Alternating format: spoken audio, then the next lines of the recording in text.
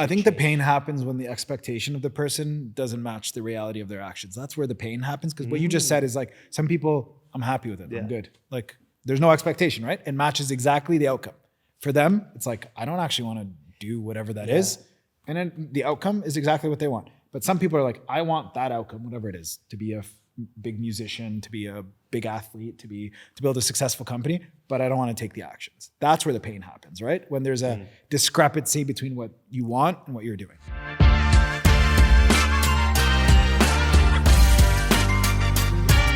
Today we got with us none other than Rami Helali, Forbes 30 under 30, both in the world as well as in the Arab world. He has a clothing brand, a sustainable clothing brand. It's a B-Corp. It's called Kotn.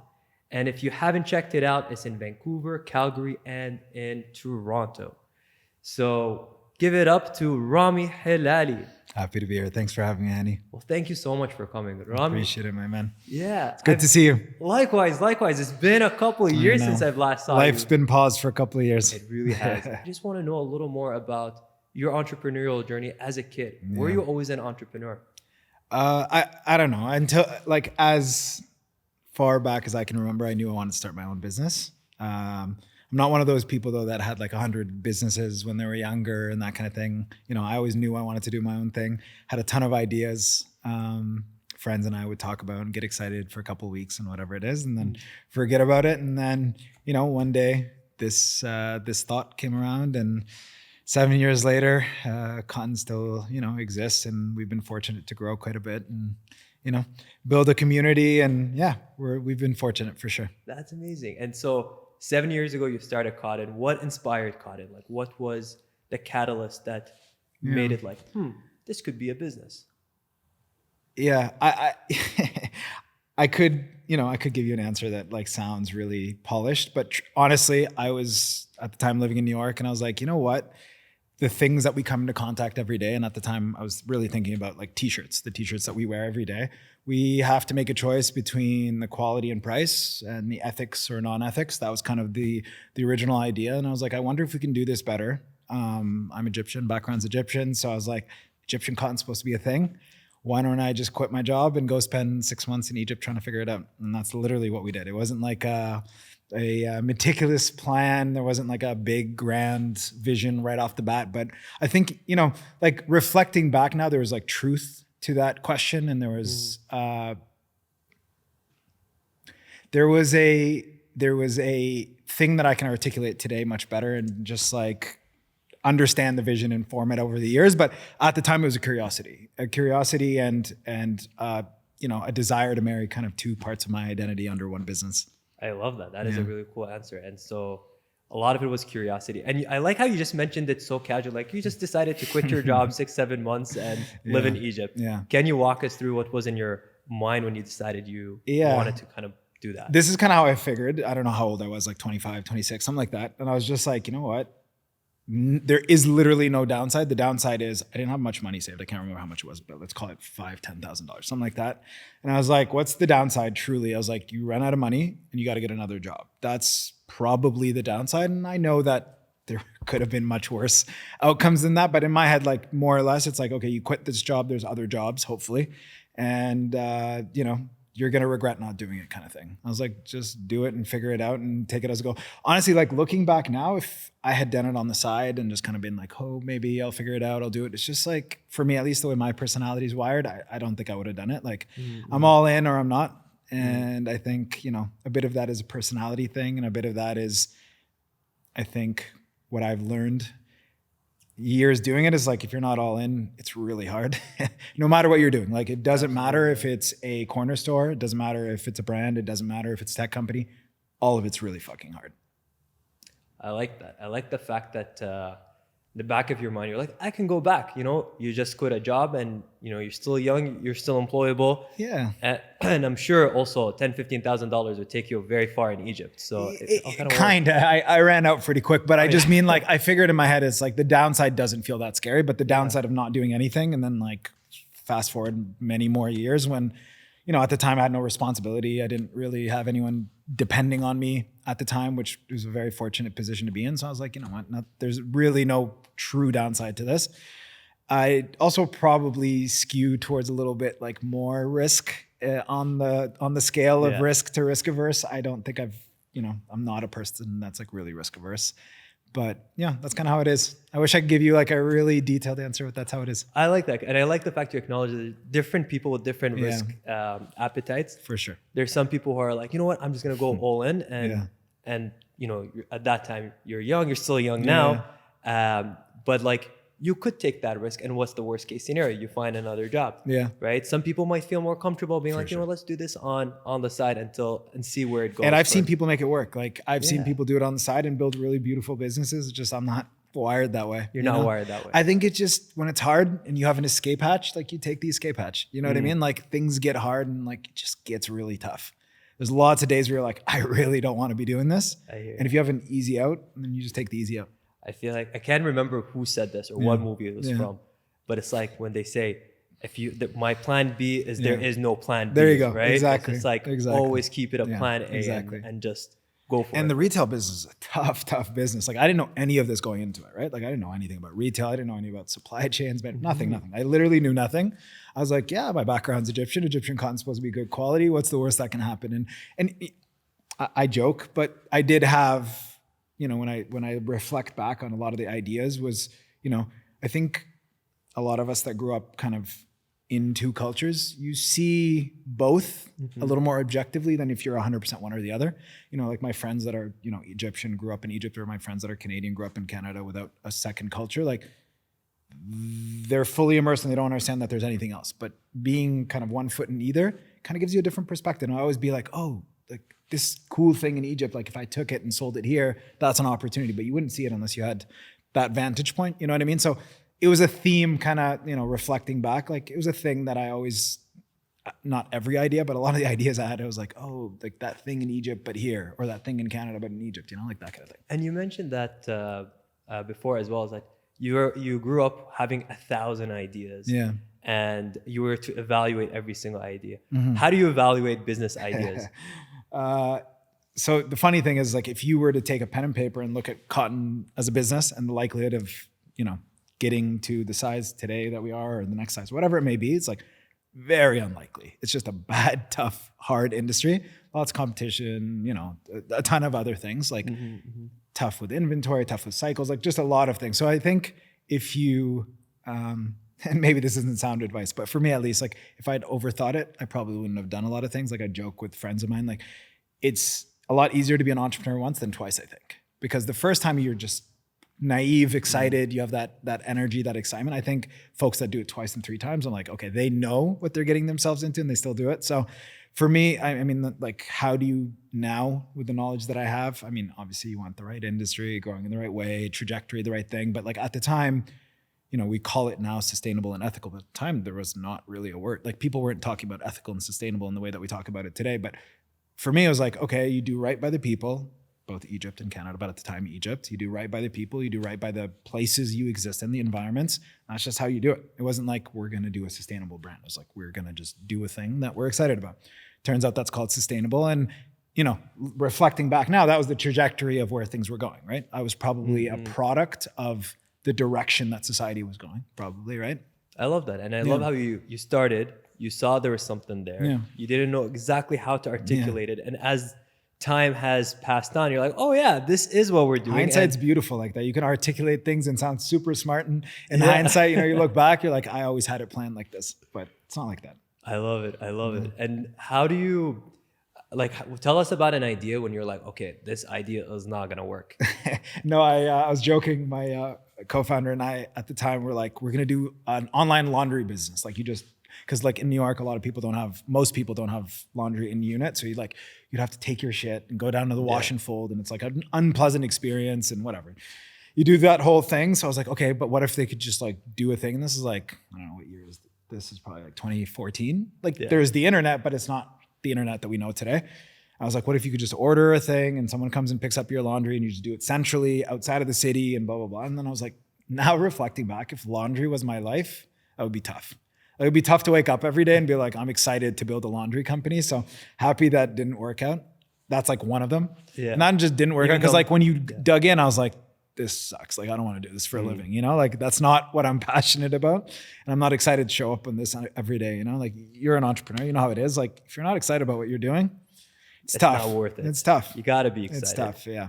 So it's interesting what you mentioned in terms of like evaluating business ideas. Not even just necessarily whether the idea is going to work or not. It's like, do I care enough about this problem to want to solve? Is this what I want to do for the next 10 years? Yeah. I think there's this narrative that has, you know, we're all guilty of thinking it. I think we've read about 2 or 3 people that seemingly made a ton of money, worldly success in like 2 years. And everyone seems to think that entrepreneurship is like a 2-year thing, right? You do a thing, make a ton of money, you leave. It's like, that doesn't happen, right? Like it's very, very, very, very, very, very uncommon. It's very uncommon to be successful, period. It's very uncommon to have like a crazy monetary success in a short period of time. But I think as a society now, we have this maybe misguided belief that I blame you can crypto. just do crypto's a whole other thing. But I just mean even pre-crypto, right? Like everyone reads, you know, whatever, Zuckerberg's or whatever, one of these folks' stories, and it seems like an overnight thing, right? It's like, oh my God, it's like 2 years and he was a billionaire. It's like, it's not really like that. And also like, do you want that? Is that really what you want? Like, do you want that life? Like today, I mean, 5 years ago, if you would have said, do you want to be Zuckerberg? Everyone would be like, yeah, I want to be Zuckerberg. I don't know. That answer is a little more nuanced now, right? I agree. I do think that people have changed to thinking like, okay, what money represents. So if money represents resources to you, like that can grow your business, absolutely I want that. But do I want money to have a luxurious lifestyle? But I even mean the responsibility that that guy has. Imagine now being in charge of like, I got to make the decisions on what people can and can't say and what like, I bet you he didn't think about that when he started, you know? Absolutely. Become the arbiter of all things that people speak about in the world, you know? Like, yeah, that's a good point. That's a good point. I feel like maybe he just wants like a nice vacation. Maybe, I don't know. Yeah, I have no idea. I don't know him, but like just a random guess. Yeah, can't be an easy life. Yeah, no, that's very, very fascinating because people's values do change. And we've seen it even when it comes to clothing brands and how consumers behave, as well as entrepreneurs and what they're now valuing. And I think there's a big emphasis now on, I don't like the word work-life balance because it doesn't really, like, what is work-life balance, but like prioritizing life or, you know, enjoying life. Or finding the balance that works for you, whatever that is. Exactly, right? Like, exactly. Totally. And I want to know something else. So you've seen opportunities where you can strategically build a business, but also benefit the Egyptian cotton industry and build schools. Yeah. So you've seen the opportunity in Egypt. Yeah. And you've told us you just quit your job, worked there 6-7 months. Yeah. Can you walk us through how that happened? So again, just quit my job, and then I end up a few days later in Cairo, and I'm like, all right, my mother's father is from a village that grows Egyptian cotton. My grandfather had passed away, like he wasn't around anymore, but I was like, he's supposed to be from a place that I've heard it before, that it exists. So I get in a car and I literally drive to this village. And, you know, I speak Arabic fluently, but my body language is North American, right? Like I do not look, when I walk around, I don't look like I'm dressed or like I grew up in this small village. So you stick out pretty quickly. And I literally was walking around asking people, do you grow Egyptian cotton? Do you grow Egyptian cotton? Do you grow Egyptian? Like, as ridiculous as that sounds, that's literally what I did. And this family, this guy I met, a farmer, he was like, yeah, I do. And then we started talking and he showed me a little bit about his farm, whatever. And he invited me to stay at his. I didn't have anywhere to stand. And it was a 3.5 hour drive back. I was like, okay, sounds good. I ended up living with this guy almost for 6 months and his family. And he showed me how it worked. And when I mean living, I mean like literally full time with this family, which was a very generous thing, but it helped me understand kind of their process and what they go through and the beauty of it, but also the challenges that come with it and all those types of things. So that's kind of how it started. I also did it because I didn't know any better. Like I assumed all fashion brands, they start at the farm and then they go to the next stage and then they go to the next stage and then they go to the next stage. And then the final thing happens. Like not what happens at all. Like no one knows where their stuff comes from essentially. So because I had no idea, I went about it a different way. And I think that kind of ignorance or naive approach is kind of helpful. I think if I was an insider and I went and did it, I would have never gone to a farm, right? Like if you're a retail or a fashion insider, you wouldn't think to do that. You're just like, go to the last factory, they'll deal with the person before them, and that person will deal with the person before them. And the brand doesn't know who or what was involved in making their stuff. So anyways, long story short, we started working with 13 farms that first year. At the time, there was a subsidy problem. So we actually provided subsidies for these farms. Like an idiot, I gave them cash up front. So some of them didn't Oh no. do what they said they were going to do. So I've learned from that since. And now today we work with over 2,000 smallholder farms in the Nile Delta in Egypt. And we source the cotton directly from them. We make sure that they get paid a living wage. When the cotton prices are really low, we subsidize them to make sure that we pay them more than market price to make sure that they have a living wage. And then for us, it was really about like, how do we take a 50-year approach to this? Like, I don't want to do this through marketing lens. Like, I don't want to be like, what's going to go viral today, or what's going to really sound good on a marketing lens today? Like, okay, everyone's into circularity today. Let's do circularity. Like, it wasn't like that. It was like, how do I invest in this community so that 50 years from today, it's like, we can step back and be like, there was actual trajectory change for this community.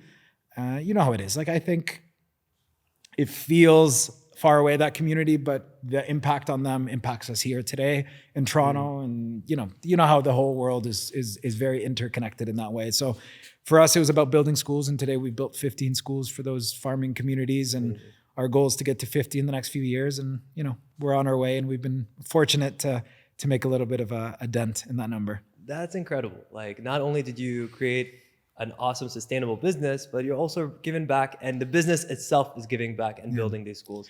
I think that for me also, like, the narrative of, and all of us do this, I think, is like coming from the West or North America. It's like, we are saving, the poor brown Egyptian dude. It's like not like that. It's like they taught me basically everything I know about this business to get it started, right? It was their knowledge, their expertise, all that stuff that gave me. And it's a symbiotic relationship in that way. It's not like, You're working I'm not together. saving them, it's not like that. It's one person has a perspective or an opportunity and helps the person next to them, and vice versa, I think. I love that. I love how you're building it as a system that everyone grows together, and it's not one person saving And the I other. think that's how it has to be, right? Because if it's marketing changes, and it'll change tomorrow, right? Like consumer preferences, they might care about circularity today, they might care about organic tomorrow, they might care about X or Y or Z, right?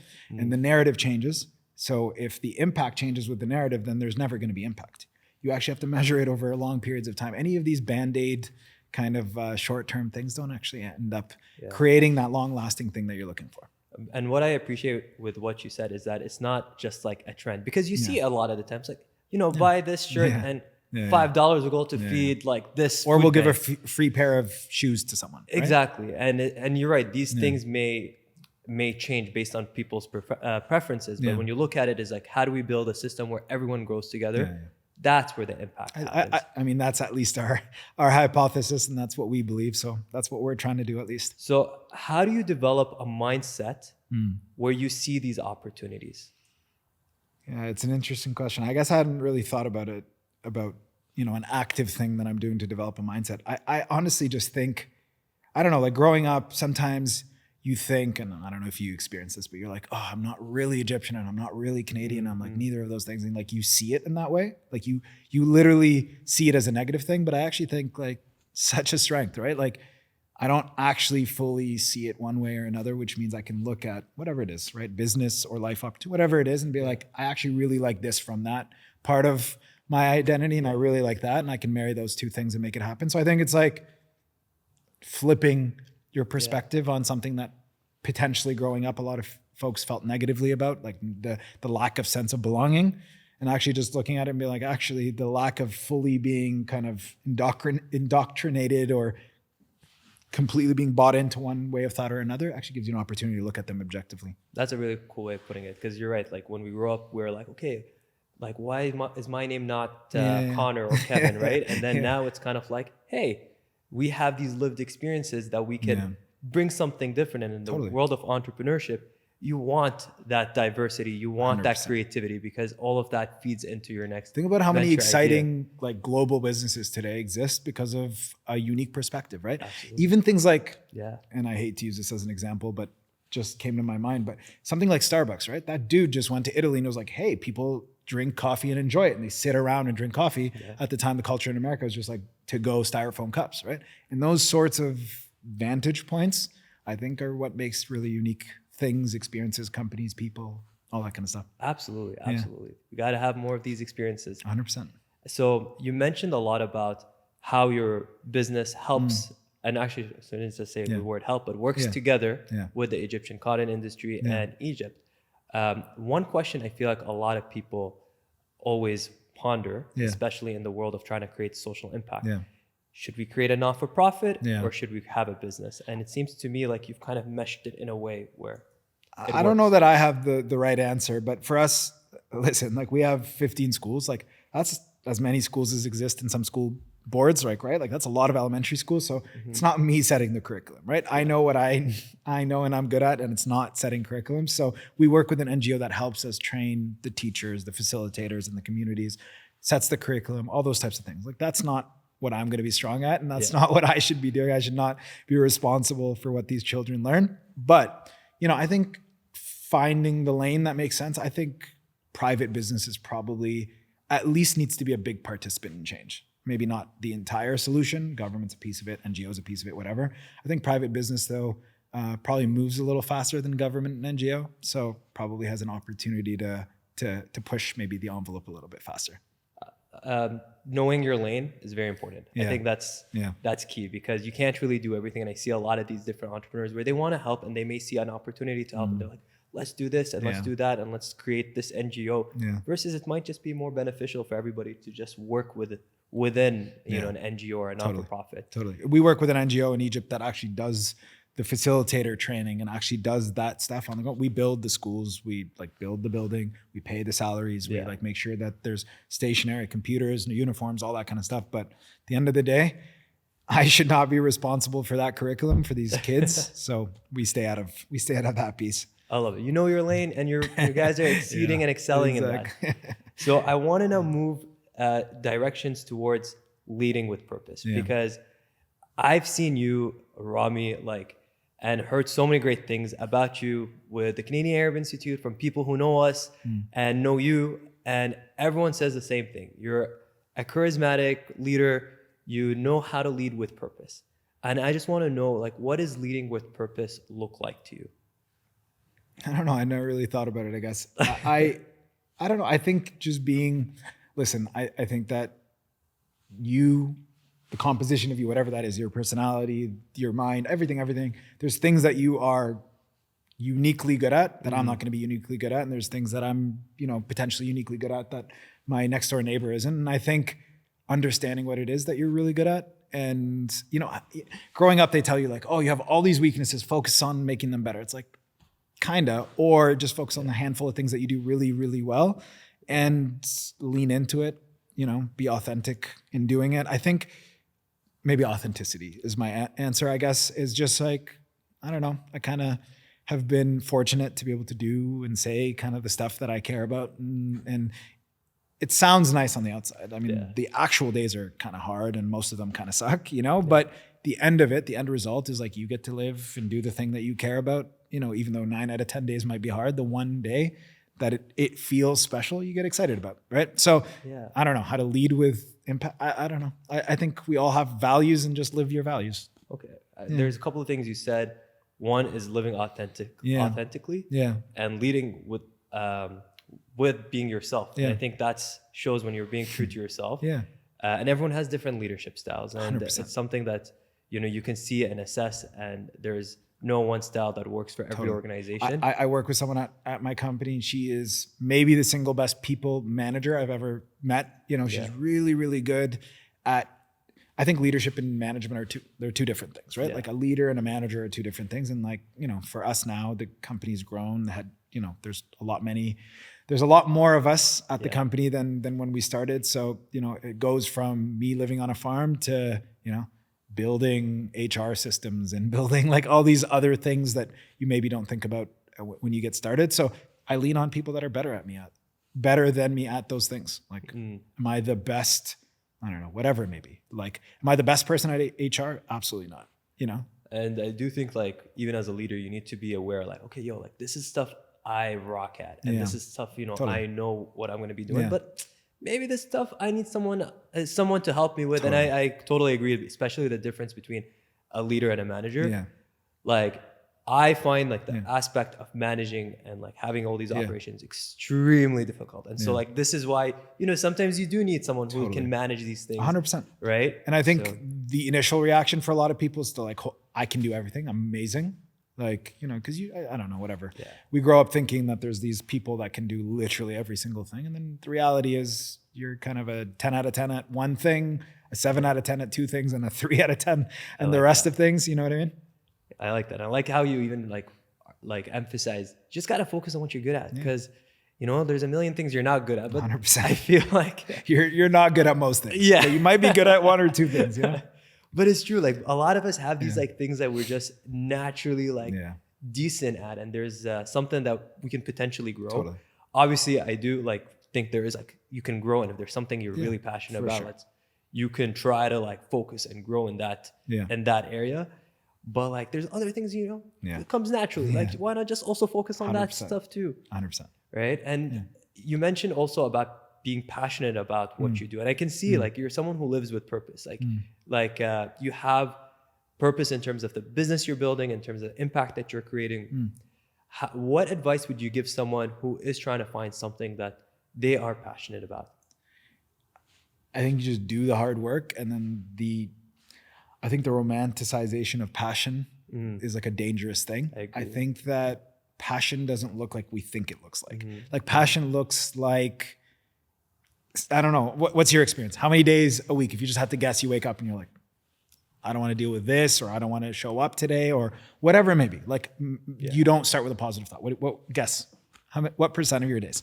4 days. So kind of thing. I'm like, I don't know how many days I wake up and be like, okay, I don't want to do this. Yeah. Not do it all, but like do whatever is ahead of you for that day. Oh, there's so many things I don't want to do. Like it's like you wake up. Most of it you don't want to do. Absolutely. For the little bit that you do, right? Exactly. And that's the answer, right? It's like, what is your advice for someone that wants to find their passion? Like do the hard work. Yeah. And then you'll find it, right? Like in doing X, you know, whatever you did before, whatever I did before, in doing whatever that was, I learned, all right, I'm kind of good at this. I'm really bad at this, right? I kind of enjoy this. Maybe I can try this. And that's like the outcome of it, right? I like that. Because you're right. Saying passion is something very dangerous, because like what is something you're passionate about could also change, right? Like you can be very passionate about, I don't know, like music, but then maybe in the next year you're passionate about and maybe something. you don't want to make a living in what you're passionate in, because sometimes it ruins it. Absolutely. Absolutely. But I think just asking yourself, it's like, okay, what am I good at, or what do I enjoy doing? And just kind of like just looking at it from that perspective. I think can go a long way, especially. And then sometimes like separating passion from how you make your living, like it doesn't have to be the same thing, right? And I think the danger is there's a fortunate few that get to marry those two things, but the vast majority, and even those fortunate fews, 9 out of 10 of the tasks they do, they don't want to do. They don't want. And the passion is just a little bit, that little thing that they get out of it in the end. I just think, you know, I guess I'm just reflecting to 21-year-old me. I think I used to look at people that are like, I used to be jealous of musicians, artists, painters, because like it is visceral, right? Like what they are passionate, what they love is the outcome of their actions, right? And I used to be like, I just am not blessed like that. I'm not blessed with that thing, that passion, that whatever it is. And then we're sitting here today and you're like, how would you give advice to someone that wants to pursue passion? And I never even thought that, hey, it ended up happening, right? It did kind of, right? Like I am doing something that I am passionate about, but I wasn't one of those people that was naturally, you know, a musician, an artist, a Formula One driver, an athlete, right? Like all these people get to marry the thing that they grow up being obsessed with their outcomes. But a lot of people that don't have like a tangible skill like that ends up being like kind of a hard question, right? It is. And you answered it by like, you just got to start doing it and you develop it. Motion, over time. You just move, do stuff, you know, you just got to do it. Yeah. I think when you sit around in general, honestly, that this is the one thing I will say is like the one thing that I think we've been fortunate with, myself and others around me, is just, we just do stuff. Yeah. It's just like, I don't know, like if I look back at stuff 2 years ago, I'm embarrassed, literally embarrassed. Like I'm not even gonna say 7 years ago, 2 years ago, I'm like I'll see something, an image, and I'm like, like that is terrible.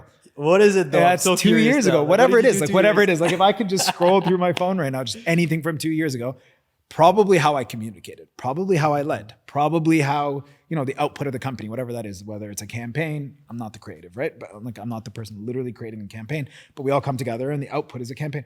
That output is probably embarrassing every 2 years, you know, like if you just think about it, but if you think too much about perfection, you'll never do anything. Absolutely. It's just the motion of forward, just do something. What is that quote? It's like, perfection is the enemy of progress. Yeah, 100%. It's absolutely 100%. true, right? You just got to do it, man. And it's a trap because you don't Yeah. always know that you're doing it. Like it's not always like conscious, like, oh, I'm doing that perfection thing right now. It's not that. It's just like, you're like, yeah, it's just not good enough, but I just got to do this thing. You find a thing that feels like, oh, this is the bare minimum to get out the door. But the bare minimum is actually a lot lower than you think it is. Absolutely. And this kept coming up in the conversations we're having. A lot of people just started and they weren't that great at when they started, but then they just kept getting better and better and better. And that's the whole thing, right? I have a friend, he's literally the funniest person I've ever, he's best impressions, like such a funny person. He's an actor too. And I was like, a couple of years ago, I'm like, dude, you really need to be on TikTok. You're really funny. Yeah. People will really connect with you, blah, blah, blah.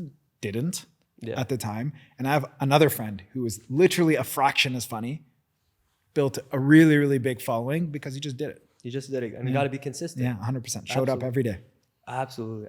That's actually, think about how many friends we have or the people around us who have so much talent, but they just haven't 100%. Started. And sometimes I'm like, it pains me. I'm like, this person is so funny, or this person is so good talented. at whatever it is, musician, athlete, whatever it is. Oh, I don't want to go to the tryout. I don't get embarrassed. It's like, okay, you're just going to do nothing then.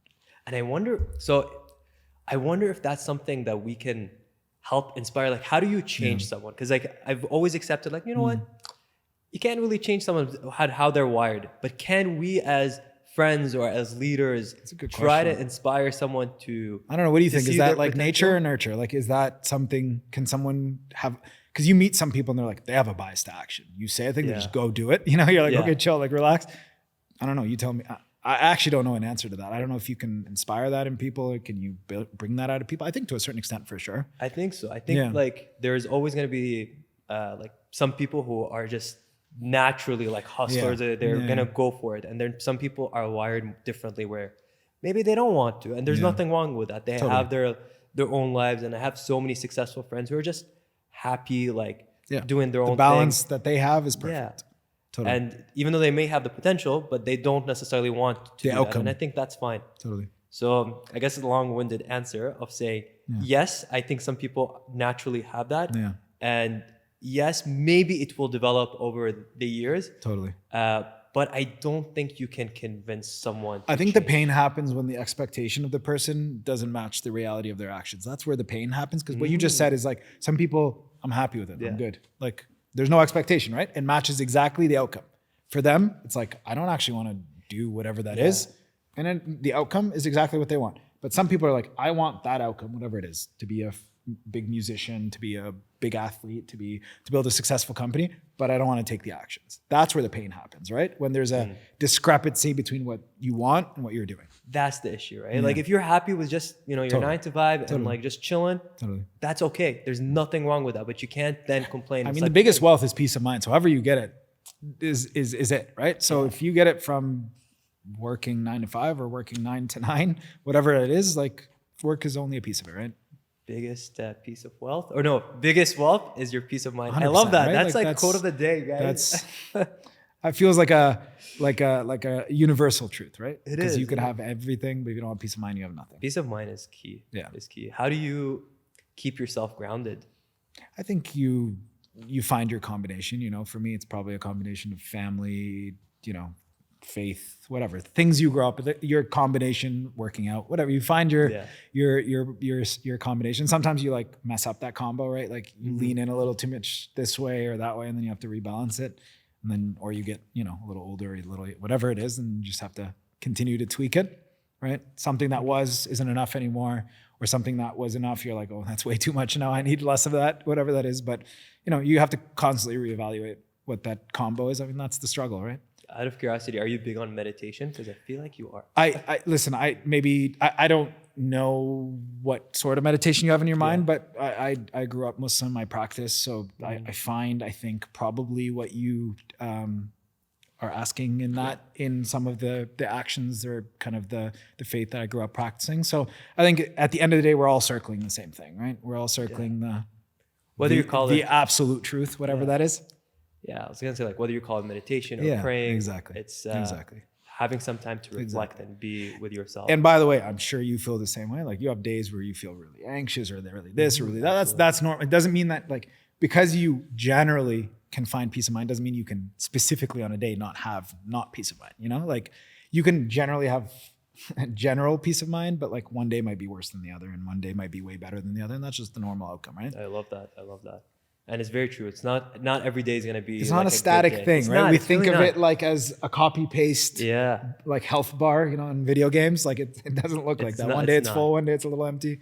It's just how it is. It's part of the journey. And honestly, this way you can appreciate the good days Yeah. even more, right? yeah. Or hopefully you can, yeah. Yeah, hopefully. Fingers crossed. Yeah. Okay. What is one habit every leader should develop? I think maybe a mindset that you serve the folks that you work or are with, not that it's not a right, it's a privilege. Like I think that was a thing that I saw in people that I admired, just a humility probably. And listen, there's humility where like you say you're humble, so you're not humble. Like, you know, when people are like, I'm humble, they're like, you're not humble. But I mean like a humility in your actions. Like when you expect things of people, and I don't mean have a high bar, I mean, you expect that they give you a respect, that's wrong. It's a you need to serve and you need to put in the work so that the outcome may be that they respect that part. But if you like, hey, I am X, whatever, a big musician, a big content creator, a big whatever, entrepreneur, whatever it is, therefore I demand or expect respect. Like that's where I've seen people think they're leaders, but actually probably doing something that is the opposite. So I've seen, you know, some people that I really admire, and I don't just mean in entrepreneurship. You see it in families, right? Like maybe a role model in your family. It's like a humility, right? It's a, you know, whether it's a father to a kid or whatever it is, right? Like when you expect that respect, but there isn't that's like the attitude of serving the greater good, then I feel like, you know, I feel like the strongest leaders are ones where people will actually go to bat for them, but it's because the attitude isn't like, I deserve this. The attitude's like, oh, this is a burden. Like I got to serve these folks and I got to make sure I show up for them and I owe them a bunch of stuff. When you think you're owed, you're probably on the wrong track. Like the way I see it as well, it's kind of like you're a parent in a way, like you're nurturing people, right? And it's like you're taking care of your team. So I love that. And you're absolutely right. Some people will just say like, hey, I'm humble, but then you see what they're doing. Yeah, it's like, no. It's like, yeah, maybe you're not really humble, but yeah. But it's like their attitude and their actions will speak way louder than their words. And I didn't mean that. I'm not thinking of someone specifically, but I just mean the people that I probably most admire their leadership in, whatever it is, like through work or life or whatever. It's just, like you said, a servitude, like serving and nurturing. And a parent doesn't expect that their kid, it's like, I mean, maybe, but you know what I mean? Like when it's working, it's I think a natural serving the collective rather than I expect everything out of the collective. I love that. And your experience in building a team. And by the way, like I am by no means I'm saying I'm a good leader or a good manager. I do a half decent job in some things and I have a lot of work to do in other things. So not in any way am I saying like, I am doing this, so this is how it should be done. But in my observation of others, that's what I found to be the most effective. An awesome leader. No, that's but I will say I'm this. very humble. He is actually very humble. Like I will say this. Like Rami, every single person I've ever spoken to who knows you always says the same exact thing. Humble, very kind, charismatic, and you do lead with purpose and inspire others. So definitely see that.